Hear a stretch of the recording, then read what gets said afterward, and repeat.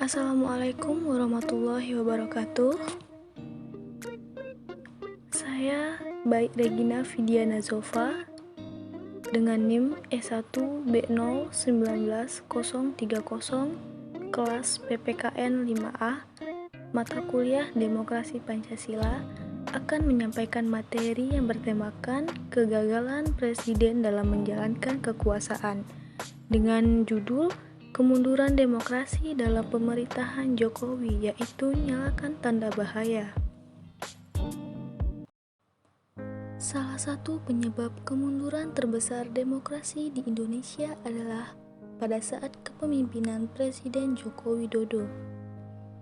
21 tahun setelah reformasi, peneliti politik Edward Aspinall dan Marcus Mizner dari Australian National University di Canberra, Australia mengatakan bahwa demokrasi di Indonesia berada pada titik paling rendah.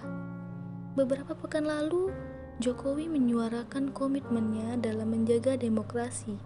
Tapi pada kenyataannya, banyak kebijakan serta tindakan pemerintahan yang represif dan anti-demokrasi dihasilkan di bawah kepemimpinannya. Di antaranya adalah putusan Jokowi untuk mendukung pengesahan revisi Undang-Undang Komisi Pemberantasan Korupsi dan rancangan Kitab Undang-Undang Hukum Pidana. Sikap aparat keamanan dalam mengamankan aksi demokrasi di berbagai kota yang menolak revisi Undang-Undang Komisi Pemberantasan Korupsi dan rancangan Kitab Undang-Undang Hukum Pidana diwarnai tindakan represif anti-demokrasi. Ada faktor yang menjelaskan kemunduran demokrasi di Indonesia, yaitu faktor struktural warisan rezim Orde Baru. Dosa dua presiden hasil pilihan langsung yang setengah hati mendukung demokrasi dan sebagai publik secara umum yang justru mendukung nilai-nilai demokrasi liberal. Kata Direktur Center for Media and Democracy Wijayanto dalam diskusi membangun imajinasi politik dalam konteks demokrasi daerah di Jakarta pada hari Minggu tanggal 16 bulan 8 tahun 2020. Dalam faktor struktural dijelaskan Wijayanto, ada banyak penyebab diantaranya tingkat korupsi yang tinggi, elit oligarki yang masih tetap berkuasa dan berhasil mempertahankan posisinya. Setelah perubahan rezim, elit anti-demokrasi yang diberi ruang di dalam pemerintahan dan krisis ekonomi yang terjadi sebelum memasuki transisi. Belum lagi ketimpangan ekonomi yang tinggi, parpol yang tidak berfungsi dengan baik, lembaga-lembaga politik yang tidak didesain dengan baik, hingga perseteruan antara etnis dan koalisi pemerintahan yang rapuh, ungkapnya. Selain faktor struktural, kemudian demokrasi di Indonesia juga sangat dipengaruhi oleh aktor, yakni kontribusi dua presiden, yaitu ketika SBY merangkul semua kekuatan politik di dalam pemerintahannya, mulai dari yang paling konservatif hingga dengan yang reaksioner hingga yang lebih demokratis. Dia menghindari reformasi yang bisa membuatnya menyerang dan berkonflik dengan kekuatan-kekuatan yang dominan, ucapnya. Sebagai hasil agenda memberi keadilan pada korban pelanggaran HAM di masa lalu, reformasi institusi militer dan kepolisian secara sistem juga perubahan kelembagaan lain yang krusial untuk memberantas korupsi politik tidak dapat diwujudkan. SBY merangkul kelompok Islam yang konservatif seperti MUI dan kelompok minoritas seperti Ahmadiyah, Syiah, dan Kristen mengalami serangan berulang kali, ujar Wijayanto. Di masa pemerintahan Presiden Jokowi, pemerintah nampak membangun aliansi dengan tokoh-tokoh konservatif, bahkan juga menggunakan paksaan untuk membangun koalisi politiknya.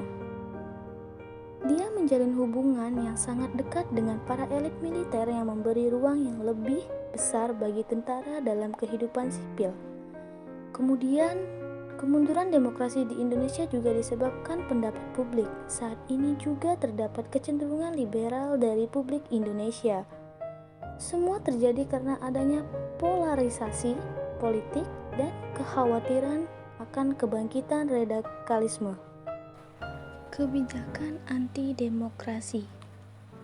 Beberapa kebijakan Jokowi yang menyumbang pelemahan demokrasi bisa dilihat sejak dikeluarkannya Peraturan Pemerintah Pengganti Undang-Undang Nomor 2 Tahun 2017 tentang Organisasi Kemasyarakatan, yaitu Ormas, dan Peraturan Presiden Nomor 37 Tahun 2019 tentang Jabatan Fungsional Tentara Nasional Indonesia, yaitu TNI. Perpu tentang ormas yang digunakan pemerintah untuk membubarkan Hizbut Tahrir Indonesia, walau benar secara substansi, tapi cacat secara prosedur karena mengeliminasi proses keadilan. Selain itu, adapun jabatan TNI juga dianggap berbenturan dengan undang-undang dan semangat reformasi. Kekhawatiran masyarakat sipil bukan tanpa sebab, karena di masa Orde Baru, dui fungsi ABRI menjadi perangkat otoritarianisme yang memfasilitasi banyak pelanggaran HAM dan melanggengkan kekuasaan. Pada 2019 ditangkapnya beberapa pendukung Prabowo Subianto, yaitu lawan politik Jokowi pada masa pemilihan umum, Advokat Enggy Sujana dan pensiunan Jenderal Kiflan Zen atas tuduhan makar juga menjadi isu anti-demokrasi. Tuduhan makar seperti ini belum pernah dilakukan di masa pemerintahan pasca reformasi, kecuali pada era Presiden Susilo Bambang Yudhoyono yang memenjarakan aktivis Philip karena mendukung kemerdekaan Papua Barat. Pada era Jokowi, banyak tokoh-tokoh aktivis yang dikriminalisasi, di antaranya seperti Veronica Koman, karena tuduhan provokasi insiden asrama mahasiswa Papua di Surabaya, Jawa Timur. Lalu Dani Dwi Laksono atas konten tentang Papua yang diunggah dalam akun Twitter miliknya. Aktivis Ananda Badudu juga sempat ditahan karena mendukung demonstrasi mahasiswa minggu lalu. Status demokrasi Indonesia. Demokrasi di Indonesia mengalami penurunan sebesar 0,58 poin dari tahun 2016 menjadi 6,39 pada tahun 2017 dan 2018 dalam Indeks Demokrasi yang dikeluarkan The Economist Intelligence Unit. Dalam indeks tersebut, Indonesia termasuk dalam kategori sebagai demokrasi tidak sempurna. Status ini artinya di Indonesia menyelenggarakan pemilihan umum yang relatif bebas dan adil, serta menghormati kebebasan sipil dasar. Namun memiliki beberapa persoalan seperti pelanggaran kebebasan media serta persoalan tata kelola pemerintahan. Berdasarkan data Badan Pusat Statistik, tahun 2018, Indonesia juga mengalami penurunan pada indeks aspek kebebasan sipil sebesar 0,29 poin, pada aspek hak-hak politik turun sebesar 0,84 poin dibandingkan tahun 2017. Kompak melemahkan demokrasi. Parahnya para elit politik, baik yang mendukung pemerintahan maupun tidak, terlihat semakin kompak dalam melemahkan demokrasi. Pada seluruh RUU dan undang-undang yang kontroversial, peta dukungan politik menyebar ke fraksi oposisi yang dimotori oleh lawan politik Jokowi, yaitu Prabowo Subianto. Bisa terlihat dari tidak adanya penolakan dari kubu oposisi terhadap RUU dan undang-undang kontroversial yang dibahas di DPR. Seluruh fraksi setuju. Mengamankan demokrasi. Demokrasi memang merupakan suatu sistem yang terus bergerak dinamis dan tidak selalu linear dalam menuju demokrasi yang substantif. Karena itu, demokrasi sangat bergantung pada aktor-aktor demokrasi, mulai dari aktor pemerintahan hingga masyarakat sipil. Angka indeks demokrasi Indonesia yang terus menurun tiap tahun adalah peringatan.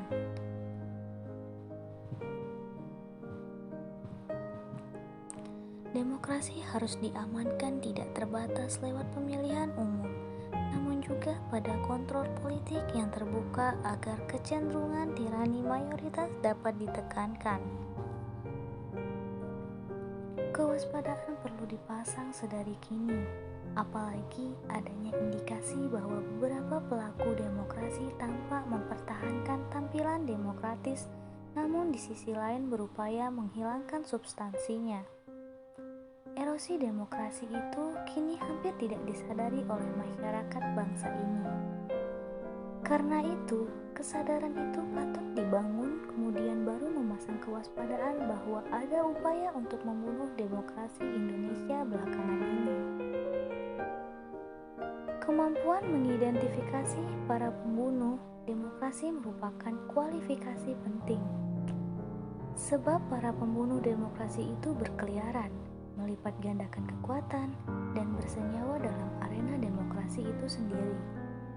Bahkan pembunuh demokrasi ini bisa berasal dari sosok yang dinilai publik sangat demokratis. Mencermati beberapa fenomena peristiwa politik sepanjang tahun ini, terdapat beberapa hal yang dapat kita curigai dan waspadai sebagai faktor-faktor yang berpotensi membunuh secara perlahan demokrasi di negeri ini. Para pelaku demokrasi negeri ini harus memiliki komitmen untuk mewujudkan kehidupan berbangsa dan bernegara yang demokratis, bukan justru melemahkan arsitektur demokratis. Jika belajar dari negara-negara di Eropa dan Amerika Latin, ada beberapa identifikasi yang sinyalir dapat membahayakan demokrasi kita. Pertama, pemimpin yang terpilih secara demokratis harus menutup pintu untuk calon pemimpin otoriter sekaligus mencegah agar kelompok ekstremis agar tak berkuasa. Bagaimana pemimpin politik, terutama partai politik, tidak memberi mereka tempat penting di partai, menolak menyetujui atau bersekutu dengan mereka. Mengisolasi ekstremis populer membutuhkan keberanian politik. Jika tidak, maka demokrasi menghadapi bahaya. Kedua, waspadai dan mencegah upaya oknum aktivis demokrasi yang membajak lembaga-lembaga demokrasi. Hal itu bisa dilakukan dengan memperkuat norma-norma demokrasi, pengawasan dan penyeimbangan konstitusional sebagai pertahanan demokrasi.